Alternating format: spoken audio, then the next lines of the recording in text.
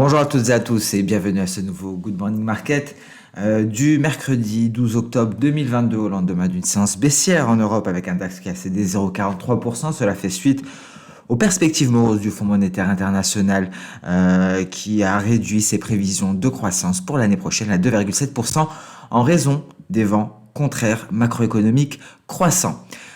Sur le volet des banques centrales, on notera que la Banque d'Angleterre, la BOE, a annoncé qu'elle élargirait la portée de ses opérations quotidiennes d'achat d'obligations pour inclure également des achats d'obligations indexés sur l'inflation afin d'éviter un effondrement du secteur des retraites au Royaume-Uni. Alors, on notera également que l'aéroport de Londres a mis en garde contre le ralentissement de la demande de vol pour la saison hivernale, citant un rebond des cas de Covid-19 et une augmentation du coût de la vie.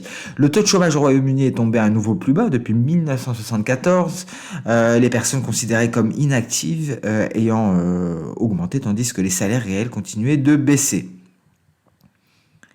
On notera à présent à Wall Street, les indices américains ont effacé leur baisse du début de séance suite à l'annonce que les récentes entrées de fonds de Bank of America suggèrent que les marchés s'attendent à ce que les actions s'approchent de leur creux et donc les investisseurs semblent se préparer à acheter le creux du marché baissier. Le Dow Jones a augmenté de 0,12%. Il était porté par Amgen dont l'action a bondi de plus de 6% suite à la mise à niveau de Morgan Stanley.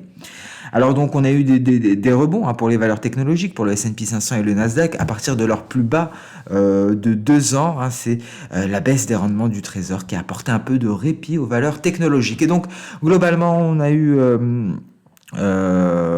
donc une hausse pour le Dow Jones, on a eu un S&P 500 et un Nasdaq qui ont prolongé leur séquence de baisse à 5 jours hier. On a des chutes de 0,66% et 1% respectivement. Seul le Dow Jones et le Russell 2000 sont parvenus à clôturer dans le vert avec des hausses pour le Dow Jones de 0,12% et le Russell 2000 qui grappille 0,06%. On notera que les actions d'Uber et de Lyft ont chuté à un moment donné des baisses qui étaient supérieures à 10% après que l'administration Biden a dévoilé une proposition qui pourrait obliger les sociétés de transport à embaucher des chauffeurs en tant que travailleurs à temps plein plutôt que avec des statuts d'entrepreneurs indépendants.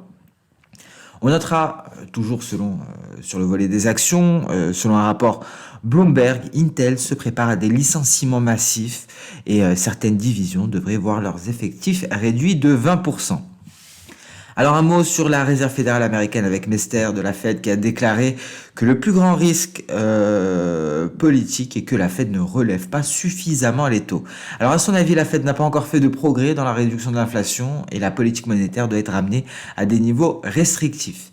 Villeroy de la BCE lui a déclaré que les débats sur la hausse de 50 à 75 points de base de la BCE en octobre étaient prématurés compte tenu de la volatilité actuelle des marchés.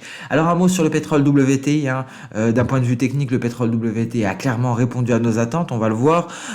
On a eu une chute de 1,8% du WTI et un Brent qui s'est replié de 1,5%. Cela est dû à un dollar fort, bien entendu, mais aussi le ralentissement de la croissance économique mondiale et les nouvelles restrictions liées au Covid dans les grandes villes chinoises qui ont soulevé des inquiétudes concernant les perspectives concernant la demande. Et donc cela est venu peser sur les prix de l'or noir. On notera également que les États-Unis reconsidéreront leurs relations avec l'Arabie Saoudite après la dernière annonce de réduction de la production de l'OPEP+. Ça veut dire quoi ? Reconsidérer ses relations avec l'Arabie Saoudite pour les États-Unis, ça veut simplement dire limiter les ventes d'armes et l'assistance militaire aux Saoudiens. C'est cet échange de bons procédés qui pourrait prendre fin. On notera tout de même que l'Arabie Saoudite a d'autres pays qui la soutiennent d'un point de vue militaire, d'un point de vue de vente d'armes, notamment la France, mais à voir si l'Arabie Saoudite va donc entre guillemets choisir son camp et pencher en faveur de la Russie, ce qui voudrait dire la fin de l'aide militaire américaine. Voilà pour le contexte général de marché, en passant plus tarder sur le compartiment des indices boursiers avec le DAX. Donc un DAX qui patine ici aux alentours des 12 200 points, on est à 12 260, on s'attaque à nouveau à la Tenkan. Donc ici, prudence, prudence parce qu'on pourrait reprendre le mouvement baissier pour aller éventuellement chercher les 11 600 points. Le DAX ici en données H4 nous montre que nous tentons de réintégrer le nuage. Donc nous avons une très forte résistance à ce niveau-là. La SSB est une très forte résistance pour le DAX. Alors avec les projections de Soda, on en a une en journalière. D'ailleurs, vous voyez, comme la Kijun journalière avait déjà stoppé les hausses précédemment. Donc à présent, visiblement, c'est au tour de la SSB. Ici, on a une belle projection à 11 877, non loin des récents creux. Donc c'est le niveau à aller chercher. Quand aurons-nous droit à un signal? Alors le signal, ce sera lorsque l'on cassera les 12 140 points. Alors je réexplique très rapidement ici cette projection de Soda. On a une projection en ABC. Nous allons mettre les points très rapidement pour que ce soit clair pour tous. Nous avons un point A à ce niveau-là. Le marché a pu déterminer son point B et donc le rebond à partir de là a permis de former notre point C que l'on retrouve ici et notre objectif c'est d'aller chercher le point D à ce niveau-là très précisément. Alors le signal, je vous le rappelle pour les projections de Soda, donc je vais mettre la projection en épaisseur maximale pour qu'elle soit bien visible. Alors le signal nous est donné lorsque l'on marque un nouveau creux, lorsque l'on casse le point B, donc il faut casser les 12 140 points pour qu'il ait un signal et qu'on aille chercher le point D. Alors, pourquoi j'envisage une telle cassure alors que pour le moment, la séance européenne commence à la hausse? Parce qu'on s'attaque déjà à une grosse résistance, 12 275 points, et même si on la franchissait, il faudrait aller s'attaquer au niveau des 12 370 points. Donc, je m'attends à un revirement de situation, peut-être, à une reprise de contrôle de la part des vendeurs. Et il y aura de la nervosité cette semaine. Pourquoi? Parce que il y a la saison des résultats et on va prendre connaissance demain de l'inflation américaine, l'IPC pour le mois de septembre. Donc les vendeurs pourraient reprendre la main si les chiffres ne sont pas satisfaisants. Dans ce cas-là, on va assister à une cassure des 12 140 points pour aller chercher les 11 837 dans un premier temps. Concernant le Nasdaq, on est sur des plus bas. On est passé sous le seuil psychologique des 11 000 points. Ici, on le voit en données H4. On avait eu un beau signal Ishimoku avec une sortie par le bas du nuage qui a été validée à ce niveau-là très précisément par la lagging span. Et donc, approfondissement de la baisse. On tente de retrouver quelque peu des couleurs, mais les perspectives restent baissières. Et attention à l'inflation.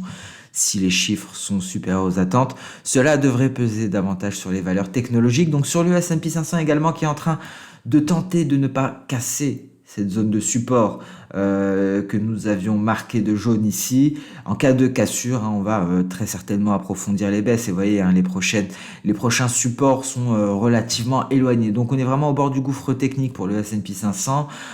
Tentative de rebond à ce début de séance européenne. Un rebond pour les futurs S&P 500 qui pourrait se prolonger jusqu'à 3660 points. Le Dow Jones également rebondit. Lui n'a pas marqué de récents creux et trouvera une résistance au niveau de sa Tenkan en données journalières et au niveau de sa SSB en niveau H4. Ce sont les résistances à aller chercher, peut-être des bons points de vente si on estime que l'inflation sera décevante demain. Ceci étant dit, on passe à présent sur le compartiment des crypto-monnaies. On va débuter par le Bitcoin. Alors, pas grand-chose pour le moment sur les crypto-monnaies. On est toujours aux alentours des 20 000 dollars. Alors on a l'impression que quelque chose se prépare. On va avoir un mouvement de grande ampleur très prochainement sur les crypto-monnaies. Ce sera soit un mouvement vers le nord, soit un mouvement vers le sud. Très difficile de tabler pour le moment. Et l'inflation aura toute son importance dans ce futur mouvement qui semble se préparer. On le voit, on le sent ici avec cette consolidation du Bitcoin. C'est quelque chose que l'on a déjà vu précédemment. L'amplitude est très faible à ce niveau-là. Précédemment, on avait des amplitudes plus élevées, mais il faut savoir que ce sont des choses très fréquentes concernant le Bitcoin. Ici, on a en plus de cela un nuage qui vient exercer une certaine pression. On peut remarquer la Kijun en bleu qui exerce une pression sur les cours. Vous voyez, elle fait office de résistance ici à ce niveau-là, aux alentours, aux portes, pas aux portes des 20 000 dollars, mais aux alentours des 19 250. Ce qui se situe aux portes des 20 000 dollars, ce sont des résistances beaucoup plus fortes. C'est notre nuage Ishimoku et on a ici cette moyenne mobile qui vient s'affaisser et qui va venir renforcer la Tenkan prochainement. Donc malheureusement, j'ai comme l'impression que le prochain mouvement se fera vers le sud, à suivre. En tout cas, pour espérer un retour haussier des crypto-monnaies et du Bitcoin, il faudra franchir le nuage et donc il faudra aller chercher les 21 700 dollars environ.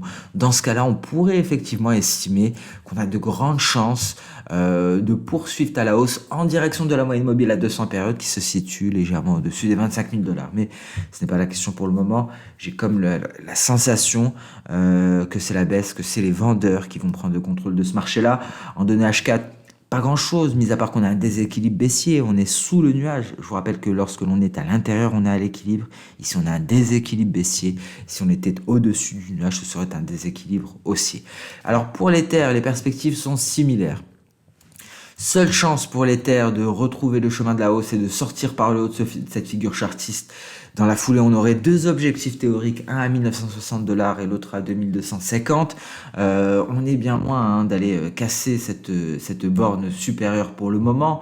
Une borne supérieure qui plus est, vous voyez, à ce niveau-là, est renforcée par le nuage Ishimoku, donc c'est exactement le même topo que pour le Bitcoin. Il faudrait aller franchir ce nuage pour espérer progresser en direction des objectifs théoriques, mais avant cela, de cette moyenne mobile simple à 200 périodes. C'est la même que pour le Bitcoin, cette moyenne mobile simple à 200 périodes que l'on retrouve ici sur le Bitcoin.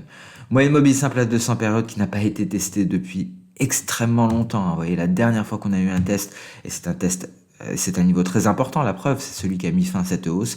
La dernière fois qu'on a eu un test de cette moyenne mobile simple à 200 périodes pour le Bitcoin, c'était en mars 2022. Voilà pour les crypto-monnaies, on passe à présent sur le compartiment des matières premières. Beaucoup de choses à dire ici. Alors effectivement, vous voyez comme le gold est reparti à la baisse. Et il est en plein milieu de cette ligne de coup. Alors, je suis de plus en plus pessimiste concernant le gold. C'est une situation qui ressemble fortement à ce que l'on a pu constater à la fin des années 90, début des années 2000. On avait un renforcement considérable du billet vert à cette époque-là. On le sait, aujourd'hui, c'est aussi le billet vert qui pèse sur le gold. Et à cette époque, le gold a perdu près de 40% depuis ses sommets, suite à un renforcement considérable du billet vert. Alors vous me direz, certes, on a déjà perdu 20%, c'est déjà énorme. Et une baisse de 40% aurait du sens. Pourquoi ? Parce que cela renverrait le gold aux alentours, non loin de l'objectif théorique que l'on s'est placé déjà il y a plusieurs semaines. Et donc c'est un objectif théorique tout à fait possible, les 1250 dollars l'once, voire 1300 dollars, ça correspondrait à une chute de 40% depuis les sommets, une chute qui ferait suite à un redressement considérable, à un renforcement du billet vert. On peut voir ici la corrélation négative entre les deux, la force du dollar américain. Ici, j'ai superposé les deux graphiques. La force du dollar américain pèse lourdement sur le gold, et si le dollar américain continue à se renforcer, le gold pourrait approfondir ses baisses. On dirait que le gold est à mi-chemin, c'est ce que l'on disait, si on fait le parallèle avec ce qui s'est passé à la fin des années 90, début des années 2000, je vous le rappelle, la force du billet vert a entraîné une baisse de 40% du gold. Nous sommes à mi-chemin, on a perdu 20%, et il nous reste les derniers 20% pour aller à l'objectif théorique entre 1200 dollars l'once et 1300 dollars. À suivre, ce ne sont que des hypothèses. De la même manière que cette figure en double sommet, lorsqu'on l'a abordée la première fois il y a plusieurs mois, c'était simplement une hypothèse technique. On s'en rapproche. Pourquoi ? Parce qu'il y a des éléments fondamentaux qui viennent renforcer ce scénario technique de long terme. Voilà pour le raisonnement que l'on a mis en place. On avait eu un premier indice qui était une figure chartiste. À présent, on a autre chose qui vient renforcer ce scénario-là. Et donc, il devient de plus en plus probable. Et on a fait un parallèle maintenant avec la fin des années 90 et la situation actuelle. D'un point de vue journalier, tentative de rebond ici, on est allé chercher une précédente projection E. C'est très intéressant parce que ce niveau de résistance qu'on est allé chercher lors du rebond, c'est la projection d'Osoda E à partir des records historiques. Donc c'est encore une fois un élément technique à garder en tête, plutôt intéressant. Le pétrole WTI, souvenez-vous de cette clôture mensuelle sous la Kijun, une ouverture mensuelle pour le mois d'octobre au-dessus de la Kijun, un énorme rebond, un rebond qui prend fin au contact d'un élément journalier, le nuage Ishimoku. On l'avait pressenti, ce repli au contact du nuage, on l'avait pressenti, ce retour vers la moyenne mobile. Donc à présent, qu'en est-il? Est-ce qu'on va se replier? Est-ce qu'on va se redresser? Beaucoup d'éléments fondamentaux, ralentissement économique, baisse de la demande en Chine, éventuelle reprise du Covid. On a l'aéroport de Londres également qui tire la sonnette d'alarme à ce niveau-là. Est-ce qu'on va avoir une baisse de la demande? Mais d'un autre côté, on a les États-Unis qui semblent s'opposer à l'Arabie Saoudite. Les États-Unis d'ailleurs qui libèrent une partie de leurs réserves stratégiques pour apaiser le marché pétrolier parce que ça augmente l'offre. Cette libération des réserves stratégiques des États-Unis et donc ça permet de calmer, de refroidir les prix du pétrole. Mais il y a un élément très important à prendre en considération. Ces libérations de réserves stratégiques des États-Unis vont prendre fin lors de ce mois même, ce mois d'octobre. En plus de cela, en novembre, ce sera la fin des élections mi-mandat. Donc l'administration Biden ne mettra pas autant l'accent sur les prix du pétrole, sur les prix de l'essence. Les populations sont très sensibles au prix de l'essence. C'est très important avant des élections de mi-mandat. Et donc Joe Biden met de l'importance à ce paramètre. Joe Biden a essayé de convaincre l'Arabie Saoudite de ne pas annoncer une baisse de la production. Joe Biden milite en faveur d'un baril de pétrole faible. Après les élections de mi-mandat, je pense que ce ne sera pas le même son de cloche en provenance des États-Unis, en provenance de Washington. En plus de cela, il y aura la fin de la libération des réserves stratégiques. Et là, peut-être que l'on pourra avoir des hausses considérables du pétrole WTI avec un cartel de l'OPEP+, qui a la main à 100% sur ce marché-là, ce qui pourrait nous ramener vers les $100 le baril. Ça, c'est pour du moyen terme. On va garder cet élément en tête. Pour le moment à court terme, si on casse les $88, si on casse également cette moyenne mobile que l'on retrouve ici, moyenne mobile simple à 50 périodes, on peut s'attendre à un retour à $80, voire aux alentours des $76. Ça, c'est pour le court terme. Voilà pour le pétrole, on a pas mal détaillé. On garde les éléments qu'on vient d'énoncer. Ce sont des éléments de moyen terme. Ici, en H1, pas grand-chose. On essaye de retrouver des couleurs, de se hisser à nouveau au-dessus de cette moyenne mobile simple à 100 périodes. Gaz naturel. Gaz naturel qui retient son souffle au-dessus des 6,600. Le gaz naturel aussi qui semble être à mi-chemin ici vers l'objectif théorique de sa figure en épaule tête-épaule. On l'a dit à la sortie de figure en épaule tête-épaule, on a toujours des figures en N et on est sur l'objectif ici justement de la projection d'Osoda. On y est très précisément, c'est pour ça qu'on marque une pause. Mais si on venait à casser les 6,470, autant vous dire que on pourra aller chercher très rapidement les 5,500 ici, objectif théorique de notre figure en épaule tête-épaule. Pour plus de clarté, je vais mettre des flèches rouges au-dessus de chaque élément. Voici l'épaule gauche, voici la tête, voici l'épaule droite, voici la ligne de cou qui a été cassée et on marque une pause sur un objectif intermédiaire qui est la projection d'Osoda V. Je détaille à peu près tout. Ce sont des setups, des configurations techniques que l'on a déjà abordées avant même que l'on ait les signaux, mais c'est pour les nouveaux auditeurs qui nous rejoignent. Je vous fais un petit point rapide de la manière dont nous travaillons, de la manière dont nous déterminons au Good Morning Market nos objectifs théoriques et aussi des objectifs intermédiaires avec les projections d'Osoda à la sortie de la figure chartiste. Vous voyez, la tête et l'épaule droite nous permettent d'avoir une vague baissière en N et donc une projection V. Alors, et d'ailleurs, on en a une autre ici, une projection V sur le café. La voici, qui nous donne un objectif à 190,50. Souvenez-vous, on a dit quel était le signal précédemment. Il faut casser le point B. On a le point A, point B ici, le point C. Notre objectif, c'est d'aller en D, mais pour avoir un signal, il faut casser le point B. Il faut casser les 211, on est déjà sorti par le bas de nuage. Si on casse ce niveau-là, il y a de fortes chances, selon les projections d'Osoda, que le café poursuive sa baisse en direction des 190,50. Voilà pour le marché des matières premières. On passe très rapidement sur le marché des changes avec le billet vert. Alors, le moment de vérité pour le billet vert, ce sera demain avec l'inflation. Le billet vert marque le pas à l'heure actuelle, mais pourrait marquer de nouveaux sommets demain si les chiffres de l'inflation ne sont pas à la hauteur des attentes des analystes, et donc une reprise haussière du billet vert. Et d'ailleurs, ici, ce qui est le plus inquiétant, c'est qu'on a la formation d'une énorme vague en N. Je n'ose même pas la tracer, car l'objectif, la projection V serait très éloignée, et un tel objectif signifierait la réalisation du scénario baissier sur le gold. mais signifierait également un euro-dollar qui sombre littéralement bien loin de la parité. Pour l'heure, hein, le support à sauvegarder pour l'euro-dollar est à 0,9568. Mais ici aussi, hein, on trouve une projection de SODA à ce niveau-là. Alors c'est une projection baissière, hein, je l'ai mal tracée. Point A, point B. Hein, et le signal, c'est la cassure du point B ici. On cherche notre point C. Et cela nous donne notre projection V. C'est simple, 0,9080 pour l'euro-dollar.